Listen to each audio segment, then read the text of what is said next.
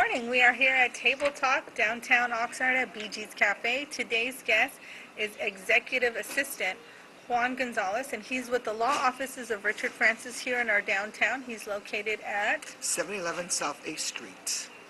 And what kind of law firm is the law office? It's a civil practice law firm. The attorneys Richard Francis and Charles Oaks and Altamanso deal with car accidents, dog bites, real estate litigation, will and trust litigation, and labor law cases. We handle quite a bit of those. Pretty much that's it. If there's something that we cannot do, we refer out to somebody else.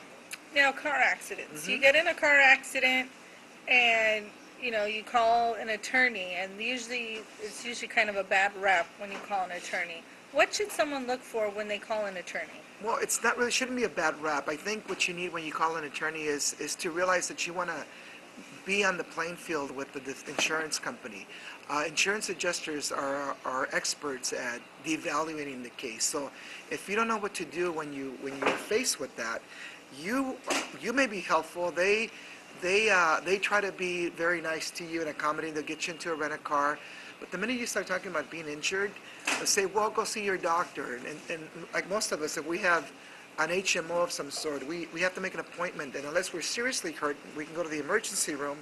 It's going to take about 15 days or so to get to a doctor's appointment. And while that time is going by, your case starts diminishing in value because you don't have an expert writing down what your pain is. So it's important to hire an attorney who's going to give you the proper advice. And if you need chiropractic care, if you need to see an orthopedic doctor, if you need to see a surgeon, the law firm has a list of doctors who will work on a lien, and that starts the process of your case. On the side, we start working on your property damage, whether your car is totaled or it needs to get repaired. We make sure that it gets taken care of as quickly as possible. Now, a lot of times we say quickly, and it could be a week or two, but if the defendant or the person who caused the accident does not get a hold of his insurance company because he or she is trying to avoid the situation, the insurance company representing that person cannot make a decision on liability. So it's important that we also send letters to that person so they go, hey, I got a letter from a law firm, I better turn this over to the insurance company. So we activate that, And at the end of the day, the adjusters know what the case is worth. You as a layperson do not know. The attorneys do, so we end up with a settlement that is fair. And it's fair because the insurance company gave as much as they think they should give, the attorneys get as much as they think they should get, and it evens out. And then the law firm makes sure that your bills are taken care of, that you walk out with money in your pocket and zero balance on your medical specials. If you are a Medicare recipient or Medi-Cal recipient, we handle those liens too. We negotiate with them. So if you have a $1,000 lien with the Medi-Cal or Medicare, for instance, and we only have to pay them $750 out of that $1,000, you get an additional $250. If you're on your own, you don't know that, so you're going to go and pay that $1,000. If you have medical insurance in your policy, you should see a doctor immediately, and then again you have to reimburse that policy, and we negotiate that too. But you on your own may know, well, insurance company A paid me $1,000, so I'm going to have to reimburse them because insurance company B just gave me $1,500, which means that you net $500 on the case, or you should have netted at least $1,000. So it's always a good idea to hire an expert, And we have experts for everything regarding the medical field, regarding the facts of the accident. If we need biomechanical engineers, accident reconstructionists, we have those people accessible to us. And if the case warrants it, we spend the money. And that's a tricky thing too. We protect your money. If we spend a dollar on a case, it's going to come out of your settlement at the end. So we want to make sure that we only use money that we have to and spend money that we have to. And we don't call you and say, hey, I'm going to spend $500. Can you come over, Francine, and give us $500? We'll advance that and pay it because we're both married with the case, right? The law firm and you, and we want to make sure that we get the best settlement possible. So we do everything that we have to do to get you to that point. Now, how much does this cost a person up front? I go see you, you say, great, we'll take the case, it was the other guy's fault. How much do I have to give you up front? In most cases, nothing. The law firm works on a contingency basis. And also, if we do not get a settlement for you, you don't have to pay us. Now, us is just the law firm, okay? People get confused because we refer you to a chiropractor. They think that's part of us. It's not, okay? We have nothing to do with the way the doctors charge you or how they treat you or why they treat you. We just refer you based on your conversation with us and the pain that you say that you're having. When you articulate that pain to us, then we know that maybe you should see a neurologist, for instance, if you're having severe headaches and dizzy spells and the police report or the emergency doctor indicates that you had a concussion. So we're going to send you there, and if you tell us that your body hurts, you have aches and pains in your neck, your low back, we'll send you to the chiropractor also. So, and they can both work side by side, and they will start sharing notes. Remember, we want to paint the picture for the insurance company that includes photographs of the accident, any pictures that you may have indicating any type of bruising, any cuts, because we want the insurance company to know this is what the jury will see. So it's best that you pay this now than maybe something more later. It's always a crapshoot. We don't know what a jury's going to say because we have to now convince 12 people versus just one. So I would also say that about 95% of the cases that our firm settle without litigation. We prepare them properly at the beginning. Now, some of the other cases you guys handle is bankruptcy. Now, bankruptcy laws have changed. Many people don't think they can bankrupt. What would you tell people that have that, a tremendous amount of debt, or maybe they lost their house, so they're carrying that left over? Well, it's all relevant. I mean, $20,000 may be a lot of debt to you, and it may not be a lot of debt to somebody else. And if someone makes $30,000 a year, $20,000 is a lot of debt. It's a lot of debt. Someone that makes $100,000 a year may be able to manage that. So it is a constitutional right, first of all, that you could exercise. And it covers anybody in the United States, whether you're here legal or illegal. So you have a meeting with us, and then we do an analysis, and we tell you these, you qualify because you owe so much money you can't make these payments. You're choking, you're struggling. A lot of people just make the minimum payment, and you see that. And your bill tells you if you keep on paying the minimum payment, you're never going to pay this balance off.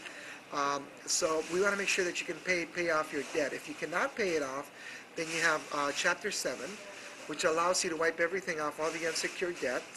And unsecured, it's not connected to a vehicle or furniture, for instance, or your home. That's unsecured, just signature debts, right?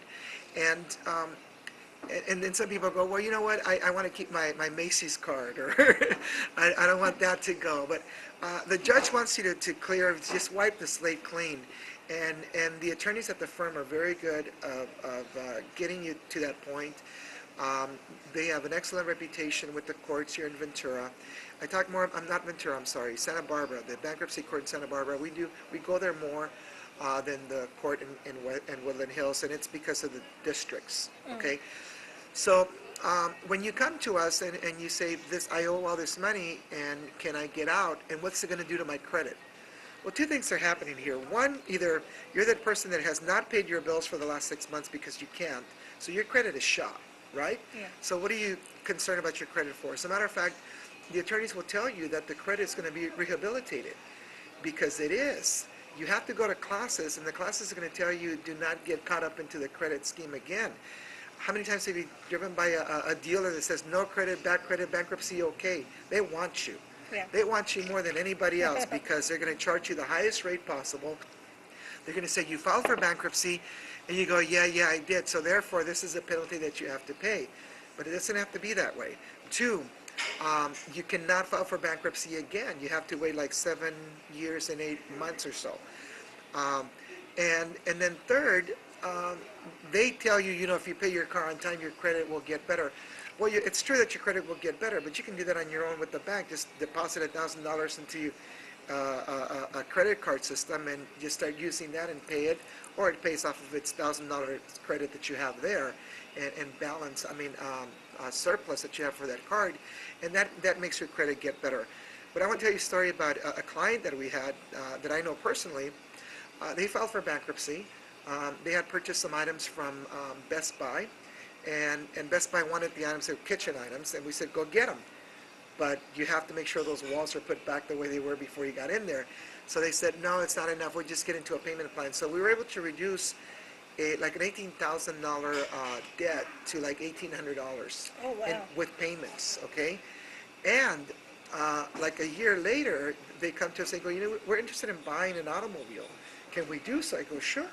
So she goes to the credit union, she gets a 7% interest rate, and she is able to buy a new car, okay? And because she came and asked questions, we said, go try it here first, versus going down to some of these dealers that are going to charge you 20-something%. So it's not the end of the world. It could be the best part of your new world, and it stops a lot of fighting at home too. I mean, how many families get into fights because of there's not enough money, and it's the husband or the wife.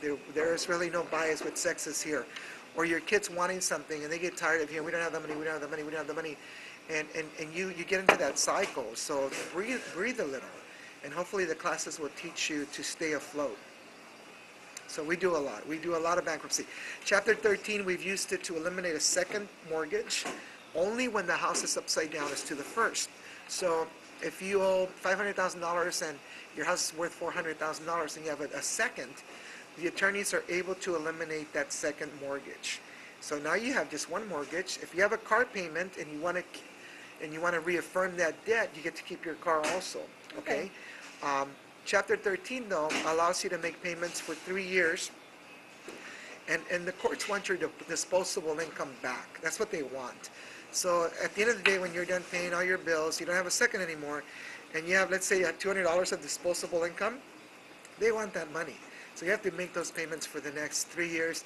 If you have any tax refunds, they want that money too. That's what a Chapter 13 does. It allows you to manage your bills. A 7 will wipe them out, but you talked about the law changes. You have to qualify. You have to make sure that you come in the medium that the California has set. Well, actually, the federal government has set up for every single state based on your income in the household, the people that are in your home. So it's a formula. We have the tools that we can tell you quickly. And if you're really close, then where's it justifying? Let's say that your kids are playing sports, or you support your church.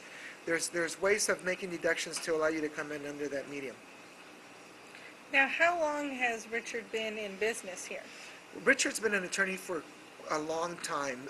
The law offices of Richard Francine Associates just celebrated their 20th anniversary, and just last week we got an award by the Ventura County Star as the Reader's Choice firm this side of the Conejo Grade, so north of Camarillo, or Camarillo in the north.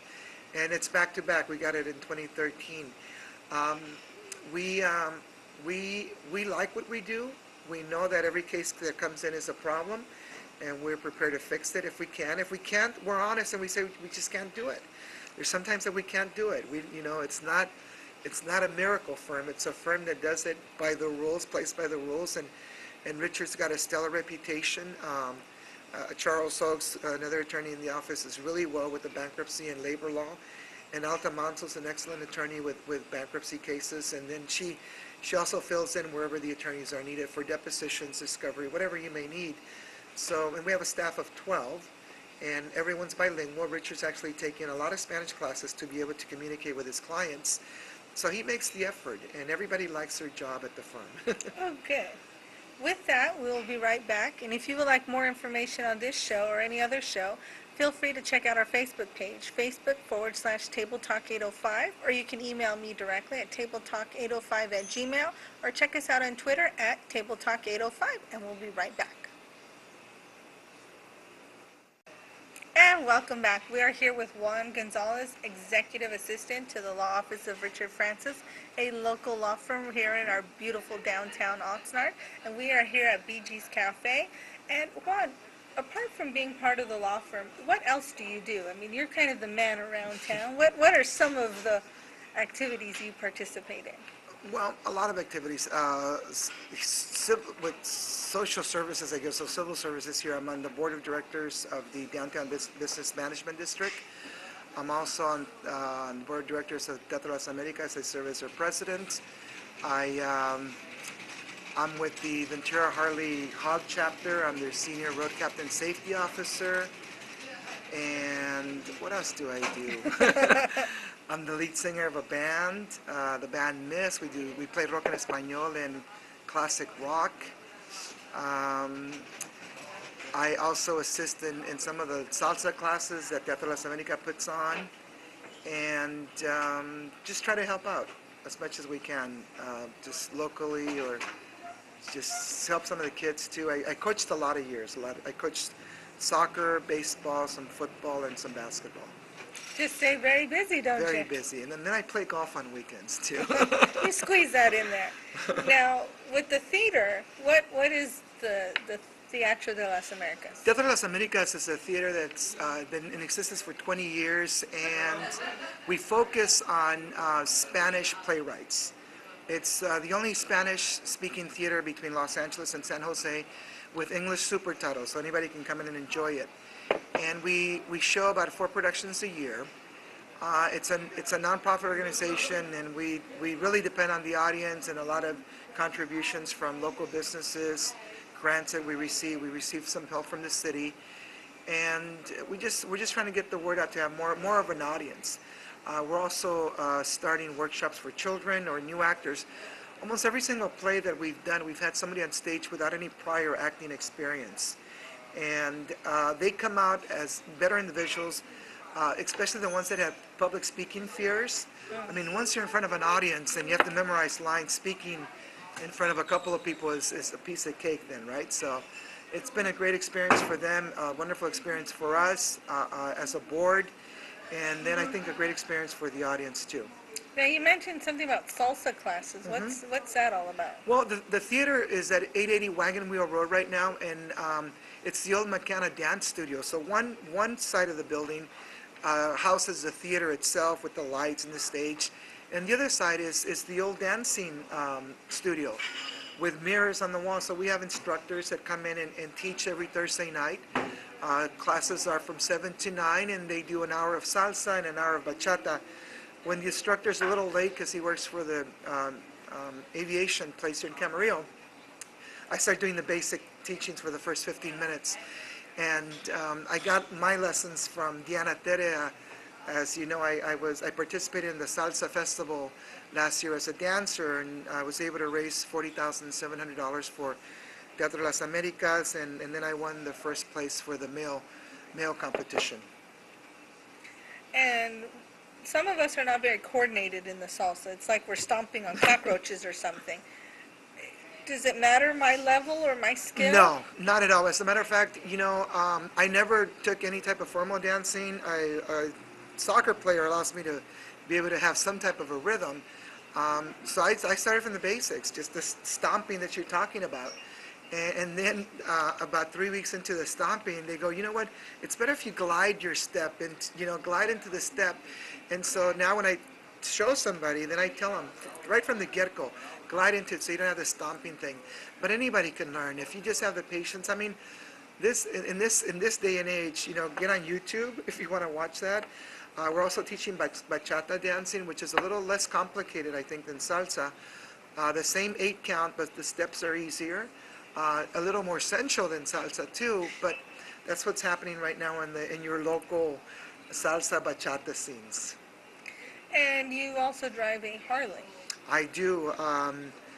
My wife and I have been riding Harleys now for 3 years, and we belong to Ventura Harley dealer. She's in the middle of becoming a road captain herself. And road captains are the individuals that lead you or follow you. We call them the drag. And we take trips every weekend, local trips, 100-mile trips, 200 miles. And we go to a destination, and we take the long way. Like we may go from Camarillo to Ventura, but we go to Lake Casitas first, for instance. Or if we want to go to Santa Barbara, we take 192 through the back roads and get to see the beautiful counties that we live in or we live nearby, and smell the roses, if you will. It's a great experience. We don't really participate in any type of racing or crazy motorcycle ridings like you've seen on some of the news. We're not that kind of a biker. We actually have meetings before we go out. We talk about the route. We talk about any safety issues. We let the crowd know what road captain's going to take lead, who's going to take drag, and then they get into those groups of ones that they're comfortable with, and we do it by order. The more advanced riders go in group 1, and then the more conservatives go in group 4, and we make sure that everybody gets there safe, and we are part of the safest group in the entire world. Not our chapter, but HOG International, because we follow these rules. We actually have safety classes and safety meetings. So how organized is this? I mean, it's like a nationwide thing or just kind of local in organizing It's these chapters? international. International. On a national level, the officers are taken to a meeting, if you will, a camp or a seminar, and it's put on by Harley for all the officers to continue to advocate safety and riding. They want you to ride because it's fun for us, but at the same time it's a great campaign for them. I mean, we're wearing their logos, we're riding their logos, we're using our motorcycles, and usage means more maintenance. I mean, I could buy a tire for my truck and it's going to cost me, I don't know, $100 maybe, and it's a lot more rubber and everything. If I have to buy a tire for a motorcycle with installation, I'm looking at about $200. Everything Harley is very expensive. It's like the $100 deal, I guess, HD, $100 deal. So it's a great campaign for them, and they make sure that we continue and expose it to the community. I mean, you see Harley riders out there, you go, well, that's a nice bike. And every single bike that you see out there is different to the next. Yes. Very few times you see two bikes that are identical because we add so much of our personality into them. Now, can I just call up Harley and say, I just bought one, I want to join, or how does that work? Actually, if you buy one at the dealer, they'll invite you to the HOG chapter. They want you to be part of that. And we want you to be part of that too because we can help you enjoy your ride. I've ridden with other people, like a couple of years I went to Laughlin, and these friends of mine do not ride in any type of coordinated formation. They just, they just go, it's all freelancing, freewheeling, and to my wife and I, we were a little bit concerned because they weren't following the rules that we follow. We ride staggered on the freeway, for instance. Through the twisties, we ride in single file and we get back a little bit. And everything is done with the idea that if something happens to the bike in front of you, you have enough time in reaction to avoid hitting that bike and also to warn the people behind you. In the movies or on TV, you see the CHP officers riding side by side. Well, that's so controlled, but that's just for camera angles. But we normally ride like this: one bike in the middle, one in the front, one to the right behind it, and another one right here, and it's all for safety. But yes, to answer your question, you can join our group, and there's a ladies group, Oh, nice. Ladies of Harley.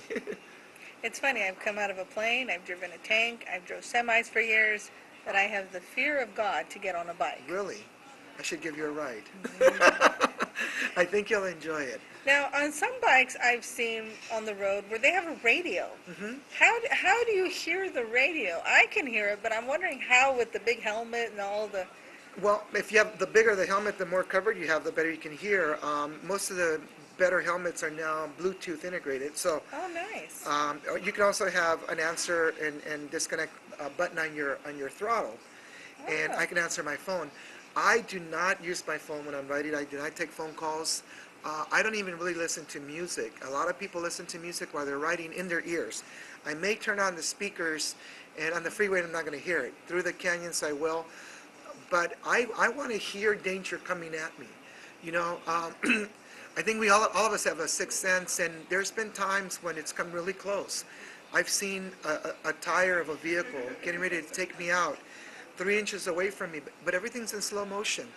And the sense that we have allowed me just to move out of the way, and also to hear. If I had my headphones on, listening to that music, because I'm a singer, I'd be concentrating on the lyric. I think that I would have been hit, because my focus would have been here and forward, not all around me with all of my senses. So I'm not an advocate of listening to music in your ear or talking. I mean, how many times do we talk while we're driving with our Bluetooth, and we're just going through the motions, and we get from point A to point B, but we don't realize how we got there.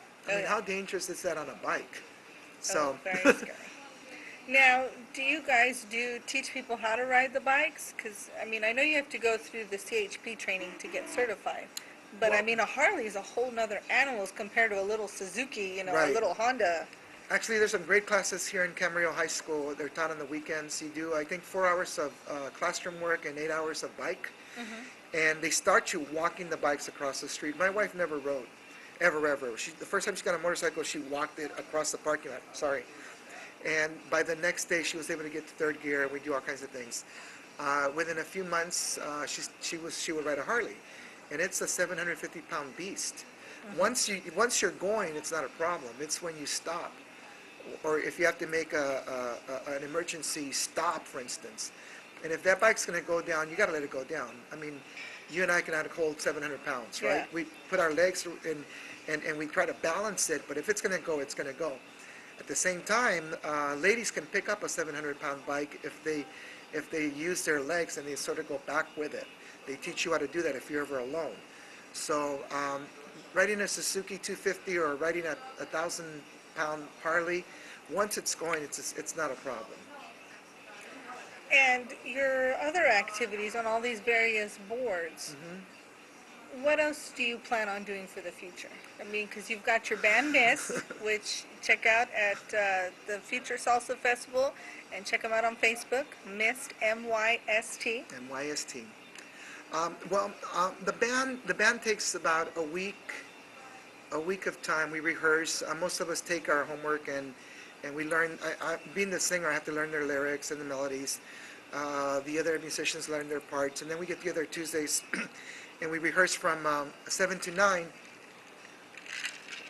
and we prepare for different shows. Like last night, we were supposed to do a rock en español only show, so we did nothing but rock en español. We're going to be playing August the 15th at the Heritage Square Summer Concert Series, and there we'll go from Maná to David Bowie. Okay, we do Santana, David Bowie, Casey and the Sunshine Band, Wild Cherry, La Ley, Elefante. So it's back and forth, and because I'm bilingual, I'm able to sing Corazón Espinado and get right into Sweet Home Alabama, just like that. And it sort of amazes some of the audience. They go, how did you do that? How did you go from Corazón Espinado to Sweet Home Alabama, you know? Well, I grew up with the Sweet Home Alabama sound. I grew up with Southern rock and Zeppelin, Santana, UFO. I grew up with those bands. And then the Spanish influence comes from my parents. They had all the Spanish music going on. And when Maná decided to really get into the rock en español business, they're the best band in the world right now as far as I'm concerned. I embraced it. It was like, wow, this is like Led Zeppelin in Spanish or Santana English song in Spanish. And luckily I'm bilingual and I'm able to do it. Now, will you guys be at Strawberry Festival this year? We're not at Strawberry Festival this year. We are going to be at the Camarillo Fiestas, I believe July 13th. The next public gigs we have May 18th at the Rebozo Festival. Okay. We got a call last night to be at Ruby's July 1st. We're going to discuss terms. They're starting the Cinco de Mayo weekend kickoff with a rock en español deal. So we may play there publicly. The Rebozo Festival, then Fiestas July 13th. And August 15th is the Oxnard Heritage Square Summer Concert Series. And then the Tamale Festival comes around and Christmas things. So. And if someone wanted to book the band privately, how would they find you to do that? Well, they just call, go on missjuan@hotmail.com, or call my office at 485-8888 before it's too late. and you can book us. Our band is not a band for weddings or for quinceañeras. We're not that, but we can be. If you tell your audience or your guests, we're going to give you either a 1-hour concert show or a 2-hour. Most of the songs that we play are in the concert setting. We take the original from the CD that you heard on the radio or whatever, and we play it in a concert style. You know, more of a net living, more solos, more fun, a lot more fun than playing a tribute, a copy band, a copy song, just like the way it is. And so we did that for a doctor who's a doctor's from, I believe, China, and he loves rock en español. So they hired us for his 50th birthday party. Oh, wow. He called it his quinceañera. And he had us at a hotel and everything, and it was a great show. We followed the mariachi band, and everybody loved it. Well, with that, we will wrap up. And if you would like more information about MIST, Teatros de las Americas, or the law offices of Richard L. Francis, feel free to contact me on our Facebook page, Facebook.com/Table Talk 805. You can email me directly at tabletalk805@gmail, or our Twitter handle at Table Talk 805, or feel free to call the law offices yourself at 485-8888. before it's too late. Before it's too late. And we will see you next week. Thank you. Thank you so much.